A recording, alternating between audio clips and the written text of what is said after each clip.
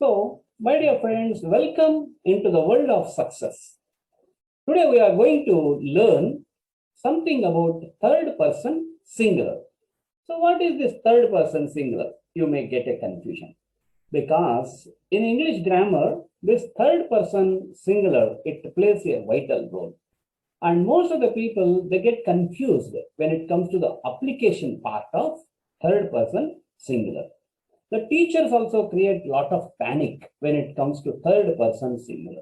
So whenever we try to make an effort to form sentence, so invariably when we start with some kind of fear and confusion, invariably there will be an error. So that's the reason let us get total clarity today. When it comes to third person singular, today we are going to get the total clarity. So let me try to explain in simple terms, as simple as possible. Let us try to understand. Now you see, I am speaking, you are listening. So we are now two parties.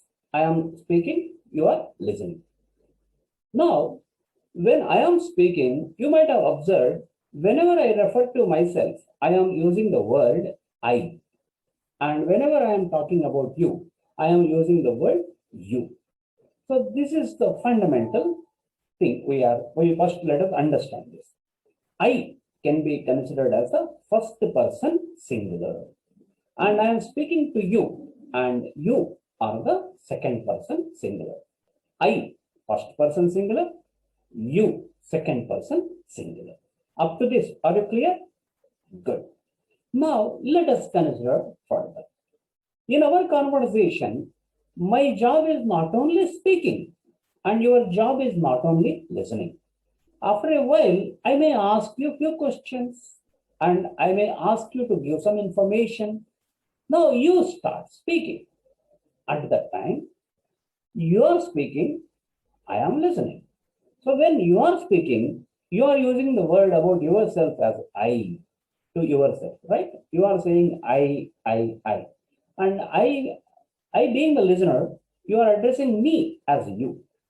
Now, when you are speaking, you are the first person singular, and I am the listener, I am the second person singular. In this way, in our conversation, first person singular, second person singular. Now, our roles have changed. You are the first person singular, and I am the second person singular. In this way, the first person, second person. This way, our roles are getting interchanged. So this all depends on the person who is speaking. In the angle of the speaker, this first person and second person are decided. So when I am alone, I am first person singular. Now imagine that there are two more people with me, or three more people, or more than 10 people. So we as a group, we are all sitting here. When I am representing my group, I am the speaker, I am representing my group, then I am representing ourselves as we, first person plural, more than one person, first person plural.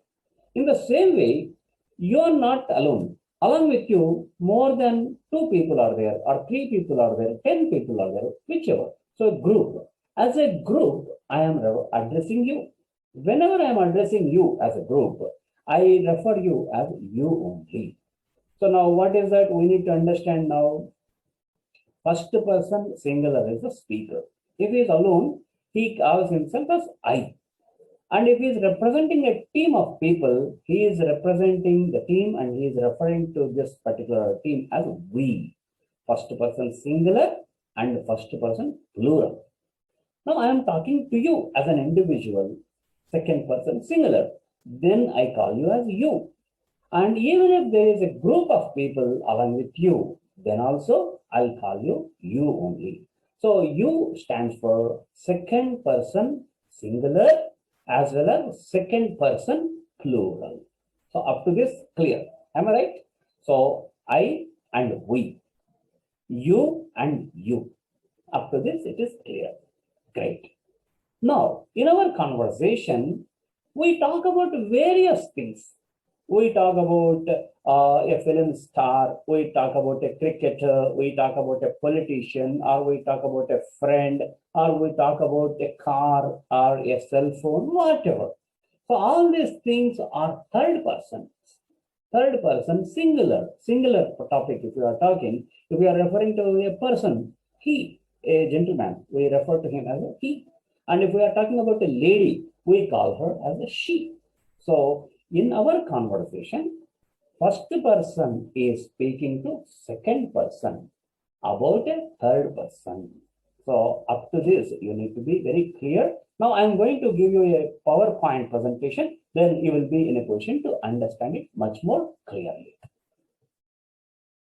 Now have a look at this particular PowerPoint presentation. Third person singular.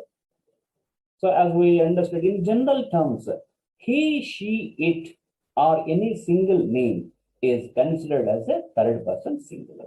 So usually in our college or school, they simply gave us this knowledge and they asked us to remember. That's it. He, she, it, or a singular name is a third person singular. You remember it. That way only they told. So I am explaining why it is third person singular. So first person is the speaker. The direct person, the direct listener, or with who I am addressing, means I am addressing you. You are the second person. In our conversation, whoever we are talking about, they are all a third person. Third persons. Third person may be singular, sometimes third person may be plural. So in our conversation, whoever we are talking about, that is third person. Right. Now let me go ahead further. So, my dear friends, this particular thing I explained. So, in this example, speaker is the first person, listener is the second person. Now, once you start speaking, you are the first person, I am the second person. And the third, we are talking, whoever we are talking about, they are all third persons, in fact. Right. Now, in our conversation, we are talking about a male or a gentleman. So, we refer to him as he. And if we are talking about a lady, we refer to her as she. And if we talk about any object or any, how to say, negligible thing, then we can call it as it. Sometimes we refer to the people and objects by their name also. So all these things, so third person singular, he, she, it, or any singular name also is a third person singular. Fine. Up to this, it is clear. Good. Sir, why should we learn third person singular? In this much of detail, why do we need to understand? It's a good question. You see, in English language, for third person singular, there are some special rules when it comes to sentence structure. So, for example, if we take a routine, regular, habitual action, like every day, or every Monday, or every Sunday, every year, that kind of routine actions, regular actions, or habitual actions, whenever we are talking about that, we need to follow some special rules. Let us assume that I sing every day. Don't worry, I don't sing. If I sing also, you will learn it. So let me put it this way. I teach regularly. I train the people regularly. This is an activity. Right. In the same way, if I am talking about you, hey, you sing regularly. I know that. So you ride a bike regularly. Like that. So routine, regular, habitual action. For that, let us take one verb, sing, let us take commonly. So I sing regularly. You sing regularly. Then they, third person plural. Third person plural also we follow the same rule. There is no exception. They sing regularly. We sing regularly. Again, I repeat, I sing regularly. You sing regularly. We sing regularly. They sing regularly. So here, third person plural, there are no special rules that you need to understand. Because it is one of the common mistakes most of the people they do. They feel that third person, instantly third person means they feel that the third person plural also they have to follow some special rules. No. For third person, singular verbs, singular, Nouns only, we have to follow some special rules. I sing, we sing, you sing, they sing. Fine. Now he, as I told you, he is what? It is a third person singular. For third person singular, we need to follow here the special rule. What is that rule? He sings. After sing, I am putting one yes. He sings. So here it is not plural. So mango, mangoes, pen, pens, book, books. That is all about noun forms.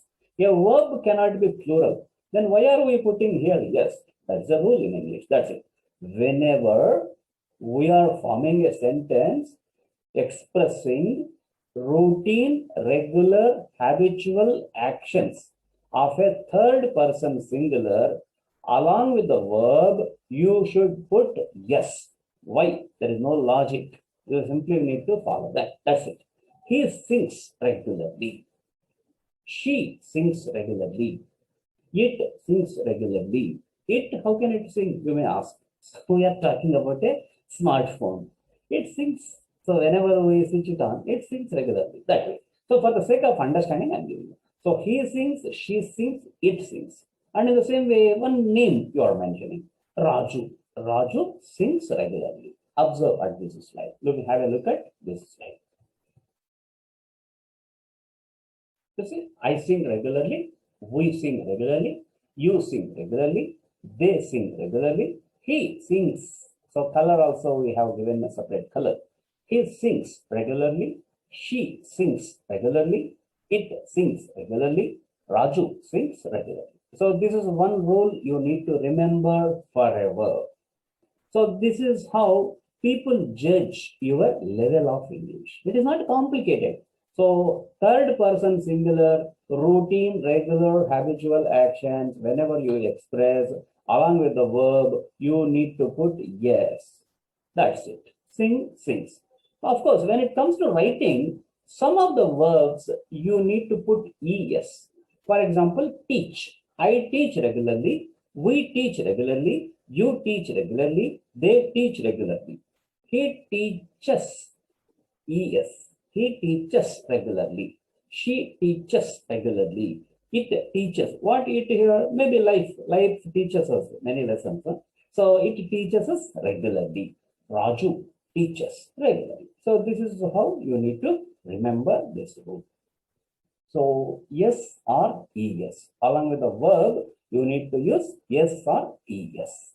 So for routine, regular, habitual action, for third person singular, you need to add yes or es along with the verb. Fine. This is one rule you need to remember. And one of the common errors people do is that even for third person plural also, sometimes they put they sings. That is wrong. You have to say they sing regularly, they teach regularly, they cook regularly. That is the only way.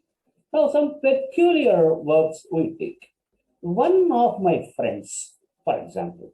So, how many friends are coming out? Only one, you know. That's the reason. One of my friends is also third person singular. One of my friends sings regularly. This is how you have to say. And none of my friends, that is also singular. No one, that is the full form. That is the actual meaning. None of my friends sings.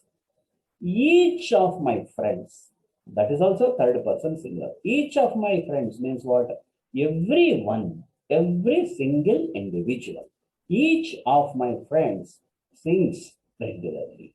So, my dear friends, this is how you need to understand this third person singular. Sure. Now let us come to the negative statements. Means someone comes and asks you, hey, do you sing? Oh, I'm sorry, I don't sing. You have to give that negative answer in case you do not have the skill to sing. Fine. I don't. I don't sing regularly. Negative statement. We don't sing regularly. You don't sing regularly. They don't sing regularly. Then comes he. Observe here. He doesn't. He doesn't sing regularly. I'm sorry. She doesn't sing regularly. It doesn't sing regularly. Raju doesn't sing regularly. Okay, let us consider one more character, Ranga. Raju doesn't sing regularly. Ranga doesn't sing regularly. Fine, let us suppose Raju and Ranga, both of them, we are talking about both of them. Then in that case, what do we say? Raju and Ranga don't sing regularly. So what is this? It is a name? No, of course, it is not one name. We are talking about two people. That's the reason it again becomes a third person plural. They don't. That is the way Raju and Ranga don't sing regularly. This is one rule, my dear friends, you need to remember. And one more commonest of the common error people do is what? He doesn't, I'm sorry, after he doesn't, again they feel like putting, yes, he doesn't sing regularly. Wrong. He doesn't sing. He doesn't sing regularly. So that is the way. Fine. Grammatically, this particular sentence structure, we call it as simple present.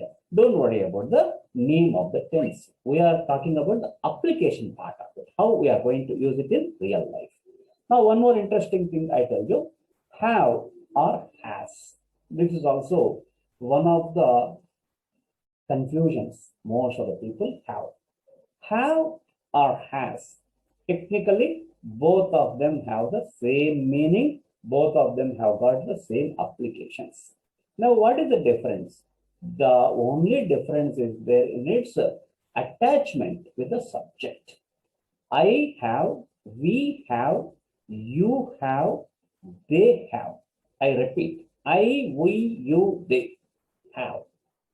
He, she, it are a name. We have to use has. He, she, it are a name. We have to use has. He has, she has, it has, and Raju has. This is the way. So anyhow, about have, had, we are going to learn in detail in our coming lessons. So keep watching my YouTube channel, like it and share it, and don't forget to subscribe my YouTube channel, and don't forget to press the bell icon so that you will be getting the latest updates. So in case you have any questions, you can feel free to get in touch with me. I am Dr. Vivekanand Rayapeddi. I am the director of Royal Soft Skills Campus. All the best. Have a great day.